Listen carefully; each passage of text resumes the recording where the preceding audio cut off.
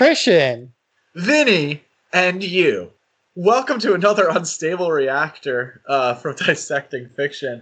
If you didn't know from us yelling, I'm Vinny Murphy. And I'm Christiaan Cutler. And today, I gave Christian an assignment here to watch a little show that we used to call the MMC. You might know it as the all-new Mickey Mouse Club. And we chose an episode from Season 6 of this show. 7 seasons in this run of the Mickey Mouse Club. Obviously, the original Mickey Mouse Club, hugely popular. There was a attempted revitalization in the 70s that did not quite work. If you want to check that out, there actually is a new Mickey Mouse Club special on Disney Plus right now. What isn't up on Disney Plus right now are the episodes of the all-new Mickey Mouse Club, also known as the MMC. You can check out YouTube to find some pretty good uploads of the episodes. We chose an episode from Season 6, or I should say I chose an episode from Season 6, largely because of the cast.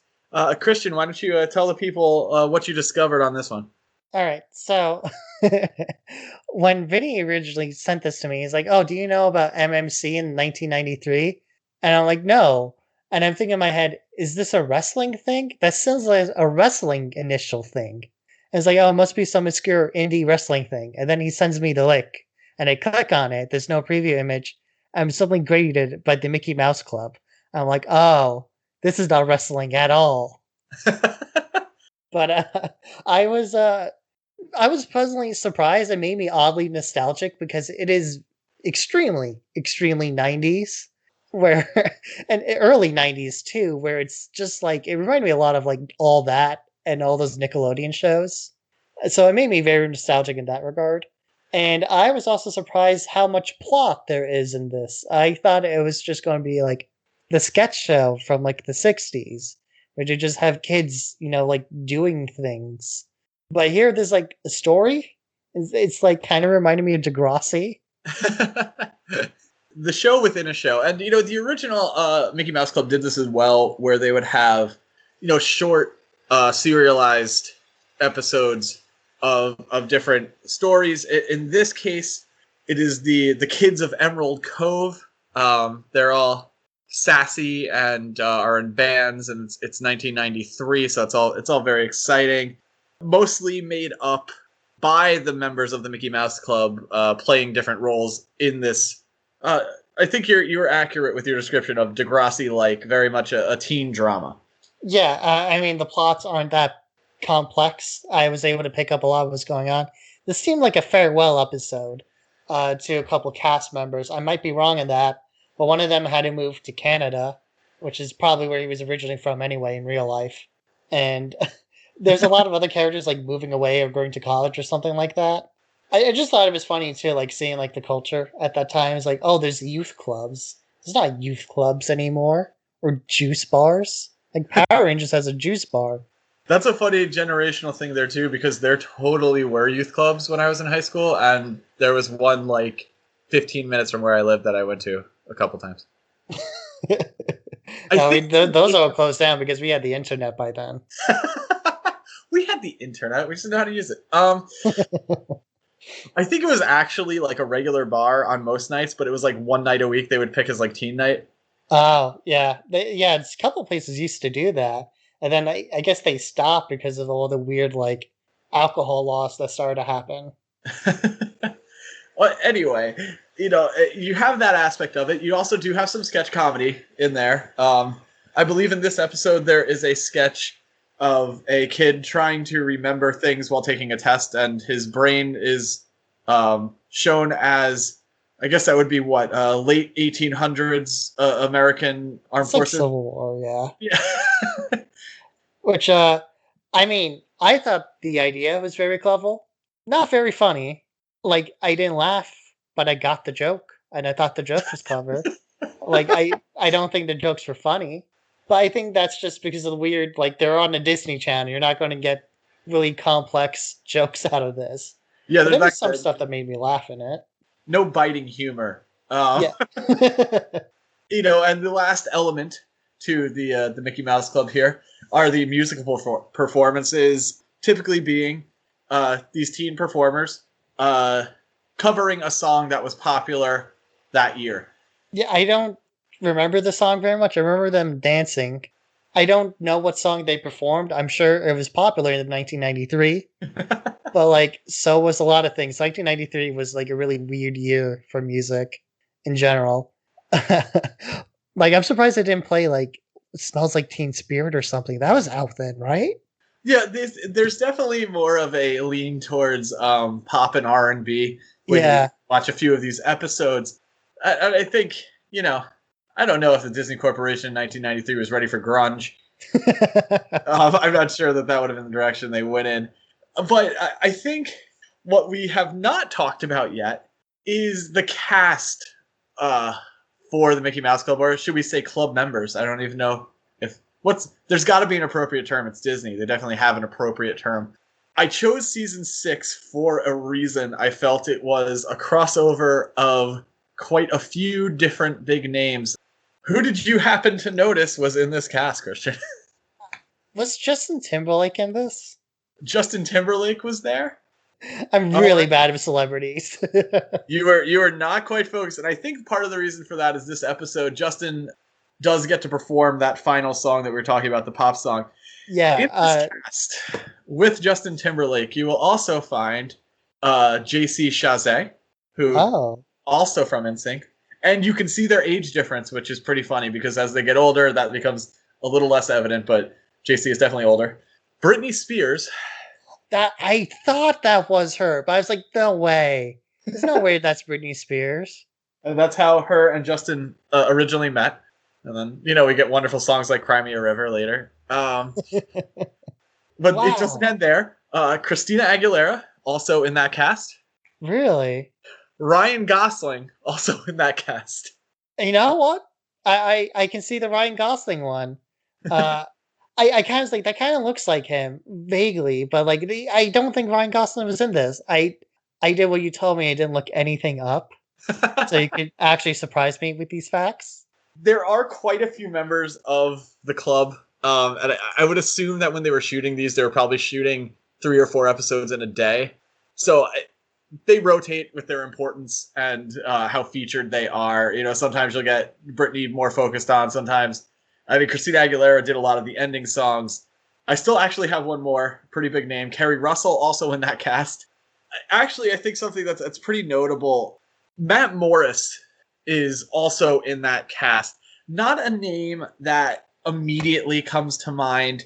Not even one that you may know right off the top of your head. Matt Morris is a fairly prolific songwriter, performer. He probably most famously and most notably wrote Miss Independent, which would go on to be Kelly Clarkson's, huge breakout hit.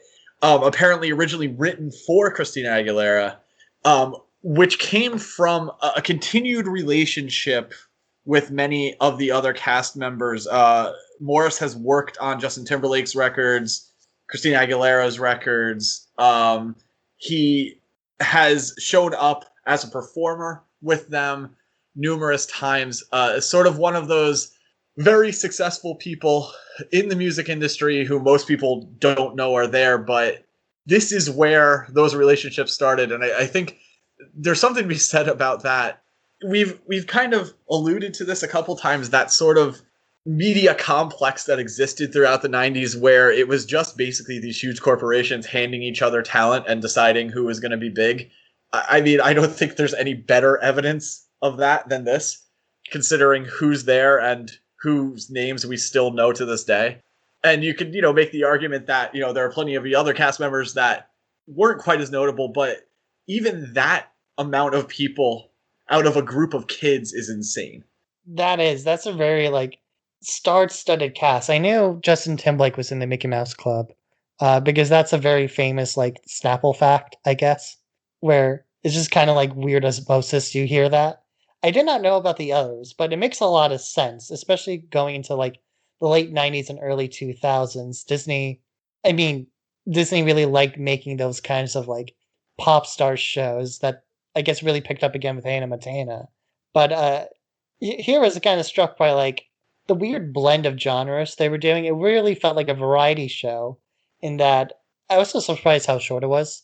But I really felt like there was a lot going on, and I guess that allowed a lot of these performers to really like shine in different ways. Like I was impressed really a lot by that dance number they did. They were doing like flips and stuff. If I was 10 doing flips like that, I'd probably break my neck. Yeah, it definitely shows this sort of pedigree that Disney really survives off of to this day. They don't look for weak links. Even, we can criticize them, and we do, as much as, it comes up where it is very corporate and it is very controlled, and not exactly the company you want to work for if you want artistic freedom. But the system works to a certain extent, and you can't go against that. And, this is a huge piece of that going into the 90s.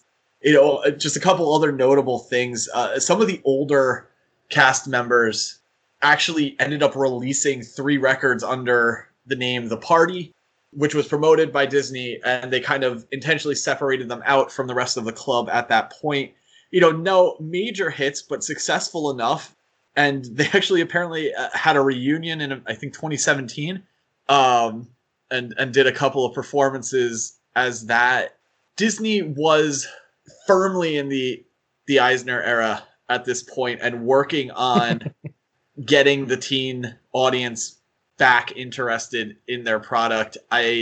Even if some of that product eventually ended up not completely under their roof, like Justin Timberlake, like Britney Spears, they pretty much did it. Like it was successful in a lot of ways. Christina Aguilera's, first big single is the pop version of Reflection from Mulan. It's not, these connections are not loose. It's a straight line. And that's part of why I picked this. Is one, I knew it would be completely disarming if you had no idea what it was. And second of all, it's such a bizarre thing to be so important. Yeah, this one episode creating like 5 of the biggest pop stars of the late 90s, early 2000s. That's wild. But also I think it's like yeah, I think it's a good way you put it. Like this is exemplary of the Eisner era. Like I thought a lot about Club Disney. They had that weird little club in Disneyland for tweens, and they had like Pleasure Island at this time too. I guess it's weird to see like Disney being so like proactive like this with the Mickey Mouse Club compared to now, where they're like almost hostile to like any kind of thing outside of their planned like schedule. Like they don't release actors at all now. And I guess back then in the 90s they did, and that's weird to think about. I never really like connected the dots in my head like that. Yeah, it is. I think one of the most interesting aspects of Disney is that this just sort of like, obviously different executives change and they have their own philosophies, but it is this sort of constant building and trying to get ahead of the market. And, I would argue maybe it's not as overt anymore that they're trying to get this teen market, but they sure are. I mean, I don't think, we'd be having as many Marvel films coming out in a year. Well, not this year, but if they didn't feel like that was them trying to gain some of that market. It's a different way of looking at things. I think music used to be a little easier, when MTV was kind of controlling what was popular. You could kind of control what was popular. Music is kind of a weird issue right now. Something maybe we'd like to get into a little bit, because there certainly is storytelling in music, but just from like a business standpoint, yes, of course there are huge pop artists who are contemporary, but I think music consumption has changed so much that probably part of the reason they don't bother as directly going after it anymore is it doesn't do them any good. Like I guess you hear the rise about like the SoundCloud rappers and things like that. There's so many different like free avenues for your music that I think like corporations largely change their ideas of how to make profits off of it, because now it's mostly off of like merchandise and things like that. For the Yeah. artists at least. I know the companies make shit tons off of streaming from Spotify. Yeah, music is a very different business, and that's one, like I Yeah, said, it's a totally different thing we can get into someday. You know, I've read but things that people in like the '80s kind of knew what was coming, and they were just trying to make as much money as they possibly could before everyone was able to have music all the time. I guess to bring it back a bit more to the MMC, I guess they called it. That's Yes, what they called it, right? you can call it the Mickey Mouse Club if you want to be lame. Yeah, I was about to say I don't want to be a dweeb like that. Don't be a dweeb. Don't be so bogus. All right. I'm watching the MMC on the ABC network. Uh, anyway, I was shocked also by like the production value of this. I mentioned like all that. All that had a really small budget. They like to repeat skits a lot and characters a lot. Correct me if I'm wrong, but it seems like the MMC creates like new sketches and new like story arcs each episode, right? Yeah, I mean, you had the ongoing like little dramas that would run over usually like a season, kind of their own season during the season. But yeah, the sketches were pretty varied, and they were shooting on the at the time MGM Disney Studios park lot. One of the few things that was consistently produced there.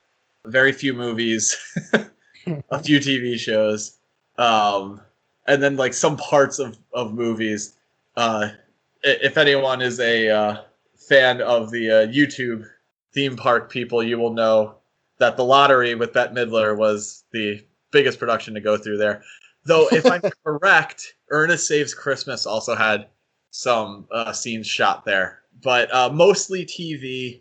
And it's funny that you brought up wrestling because WCW used to shoot there pretty frequently. I also think it's kind of indicative of the Eisner era too, in that regard, in that he spent tons of money building this whole studio lot, and they barely used it. But we should just have like a discussion about Eisner because I'm such an Eisner apologist. I think it would be fun. I like a lot of the stuff he's done. Don't get me wrong, but some of we don't have to get into it here too much. But like he made some bad decisions here and there. You know I what, don't. Disney people, I'm totally targeting you on this anyway. So you probably are listening to this because you saw this somewhere on social media, and I targeted you because you were a Disney person. Let us know if you want us to like debate Eisner. I am game to debate Eisner. But there you go, MMC 1993 season 6. It was called. I think the episode was called Emerald Cove because. Emerald Cove's the show. Yeah, that's the drama within the show. Oh, I thought the bar was called the Emerald Cove. No, no, no. The name of the I believe they live in Emerald Cove. It's been a while. Okay. But check that out. Like we were saying, the most shockingly important piece of media you'll see this year. Uh, I'm gonna drop one more cool Disney fact before we do our little outro here. Since you brought up wrestling and we're talking about how WCW was also shooting on that lot, which is kind of funny. Little known fact: designers from Disney designed the NWO logo, not from Turner. So the NWO logo, which was thrown across a billion T-shirts in 1997, and I still have one today, is actually a Disney-designed logo. Oh, you. That's interesting too. That's something that would never happen now. They went to essentially, if you shot on the lot there, they had all sorts of services that you could utilize. One of which was basically a graphic design firm, working for Disney. They wanted a logo for the NWO because they had debuted them on pay-per-view, but they hadn't really started merchandising or anything.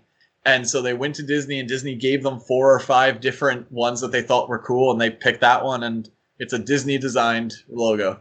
You mean they had graphic artists that they paid? They had a bunch of staff available to the shows that were shooting there Wow. because they were trying to incentivize it, and it didn't work out. No That's one wants to shoot a crazy. place where people are going to be walking all around them all the time. Wow. I didn't know the whole MCM extended that far. Man, this show's roots are like really deep. But if you enjoyed this, please do let us know. I know both Christian and I we like doing Disney content. Yeah. So if you enjoyed this, please let us know. Be sure to subscribe, 5-star, comment, thumbs up, whatever you need to do. Find us all over social media. Just type Dissecting Fiction into Google and whatever place you're looking for us on. Hopefully you find us. We're on most of the majors. I don't think you should be too concerned. If you're in the market for some toys from 1993 or any other year, check out toystoreguide.com. They're going to hook you up with some great independent businesses in your area. I know Dave would be really, really happy about us plugging toys from 1993 because that's primarily what he collects. So that wasn't a shot at him. He just likes that stuff. I agree. Collect what you want, man. Be sure to support all your local businesses. They really need that right now. Christiaan, any final thoughts on anything? Disney, Britney Spears, whatever. I'm going to throw out a Disney thing here. All right. Watch DuckTales because they just announced that season 3 is going to be its final season for now for the new DuckTales reboot. And let us know if you want us to talk about those ding dang darn ducks from DuckTales to the Scrooge McDuck stuff because I think we can both talk about that pretty well. Yeah, I'd love to talk about DuckTales, especially the DuckTales the movie. That's such a great movie. Love to talk about that. I talk about Darkwing Duck. We can talk about Quack Pack, whatever you want to talk about. But that brings us to the end of this very Disney episode. I'm Vinny Murphy. And I'm Christiaan Kotlik. Thanks for listening.